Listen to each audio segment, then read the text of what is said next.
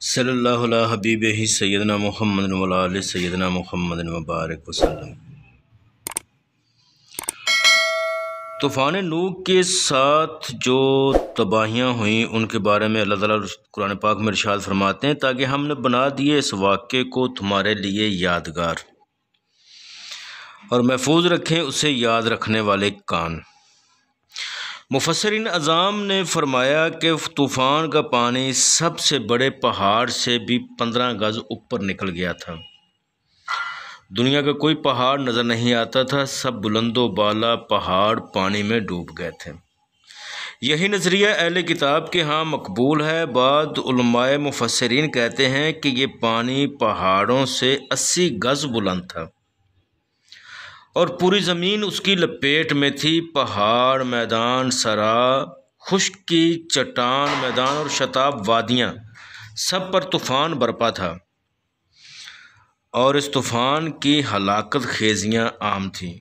روح زمین پر کوئی جاندار نہ بچ سکا، اگر بچے تو صرف حضرت نوح علیہ السلام کی کشتی میں سوار مسلمان، باقی سب انسان، حیوان، چرند پرند چشم زدن میں ہلاکت و بربادی کی نظر ہو گیا۔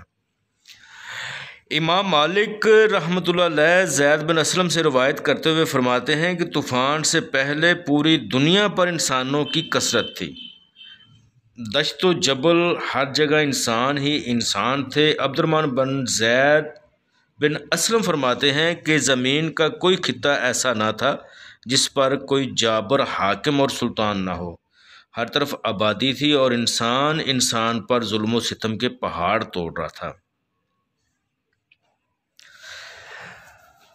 اور اس طرح حضرت نوح علیہ السلام کے نافرمان بیٹے کے بارے میں سورہ ہود میں اللہ تعالیٰ ارشاد فرماتے ہیں، اور پکارا نوح نے اپنے بیٹے کو کہ وہ ان سے الگ تھا، بیٹا سوار ہو جاؤ ہمارے ساتھ اور نہ ملو کافروں کے ساتھ۔ بیٹے نے کہا مجھے کشتی کی ضرورت نہیں ہے، میں پناہ لے لوں گا کسی پہاڑ کی چوٹی پر، وہ مجھے پانی سے بچا لے گا۔ آپ نے کہا بیٹا آج کوئی بچنے والا نہیں اللہ تعالیٰ کے حکم سے مگر جس پر وہ رحم کرے، اور اسی اثناء میں حائل ہو کہ ان کے درمیان موج، پس ہو گیا ڈوبنے والوں میں سے۔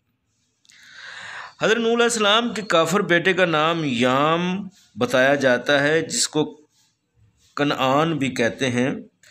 دوسرے بچوں کے نام یوں ہیں سام، حام، یافس، اور بعض لوگ اس کا نام کنعان بتاتے ہیں۔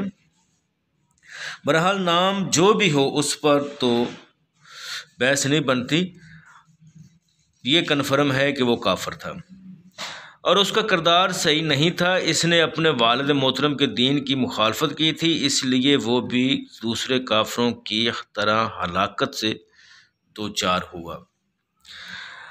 حضرت نوح علیہ السلام کے ساتھ صرف انہی لوگوں نے نجات پائی جو دین میں ان کے پیروکار تھے اور اللہ تعالیٰ کے حکم کے پابند تھے۔